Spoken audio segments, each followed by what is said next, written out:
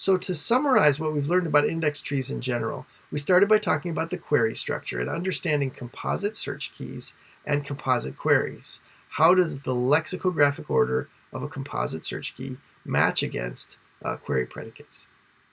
We talked about data storage for indexes, whether it's alternative 1, where the index is actually storing the full tuples and it's the primary copy of the data, or alternative 2, where we're storing references, record IDs, that point to the data, or alternative 3, where we're storing lists of record IDs, one list per key.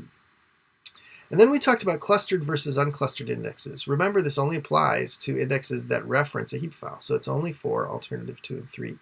Clustering can make a huge difference in index performance. To continue, we looked at variable length key refinements, noting that when keys are variable length, the order concept in terms of entries didn't make sense. We looked at fill factors of pages for variable length keys being assessed in terms of a number of bytes. We also looked at two compression techniques for variable length keys, prefix compression and suffix compression. You can actually combine both of those together. Finally, we looked back at our cost modeling and looked at B+ trees, which really do have the most attractive big O analysis. But those constant factors of sequential I/O, when you're wandering around in random pages in an index, they can hit you. It's very hard to beat sequential scans of tables unless your queries are very selective. They're only going after a small number of records.